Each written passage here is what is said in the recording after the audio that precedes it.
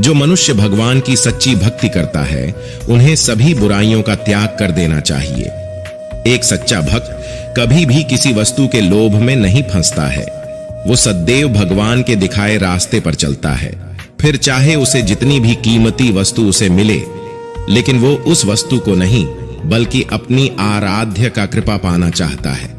भक्ति करते समय हमारा मन शांत रहना चाहिए और सभी तरह की बुरे विचारों से बचना चाहिए। जो लोग इस बात का ध्यान रखते हैं उन्हें भगवान की कृपा सदैव मिलती है।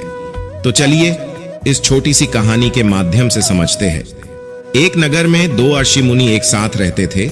एक ऋषि मुनि दिन भर भगवान की भक्ति करता था और दूसरा ऋषि मुनि रोज संध्या को भगवान को भोग लगाकर अपना अन्न ग्रहण करता था।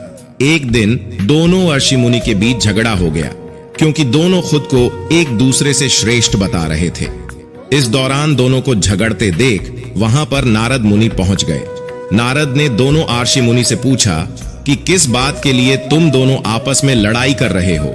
ऋषि मुनि ने उत्तर देते हुए कहा कि हम दोनों ये तय नहीं कर पा रहे हैं कि हम दोनों में से बड़ा ऋषि मुनि कौन है। इस पर नारद मुनि ने कहा कि ये तो छोटी सी बात है, इसका फैसला मैं कल कर दूंगा। इतना सुनते ही दोनों ऋषि मुनि संतुष्ट हो गए। अगले दिन नारद मुनि ने मंदिर में दोनों ऋषि मुनि की जगह के पास हीरे की एक एक बहुमूल्य अंगूठी रख दी। पहले तप करने वाला जो ऋषि मुनि वहां पहुंचा, उसने एक अंगूठी देखी और चुपचाप उसे अपने आसन के नीचे छिपाकर मंत्र का जाप करने लगा। कुछ ही देर में दूसरा ऋषि मुनि भगवान को भोग लगाने वहां पहुंचा और उसने भी हीरे की एक बहुमूल्य अंगूठी देखी, लेकिन उसने वो बहुमूल्य अंगूठी की ओर ध्यान नहीं दिया और भगवान को भोग लगाया और खुद भोजन ग्रहण करने लगा। उसने अंगूठी नहीं उठाई और उसके मन में कोई लालच भी नहीं जागा, क्योंकि उसे भरोसा था कि भगवान रोज उसके लिए खाने की व्यवस्था करते हैं। शायद उसे इसके अलावा किसी और वस्तु की आवश्यकता ही नहीं है। कुछ क्षण के पश्चात वहां पर नारद मुनि जी आ गए और दोनों ऋषि मुनि ने पूछा कि अब आप ही बताइए कि हम दोनों में से सबसे बड़ा ऋषि मुनि कौन है। नारद मुनि ने तपस्या करने वाले ऋषि मुनि को खड़े होने के लिए कहा।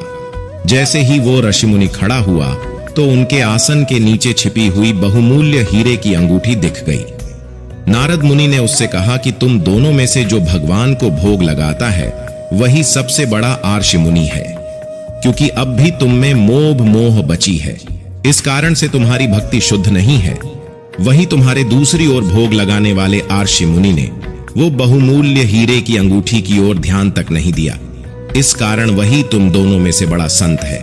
इस कहानी से हमें ये सीख मिलता है कि भक्ति तभी सफल होती है जब भक्त के मन में बुरे विचार न हो, भक्त बुरे काम न करता हो।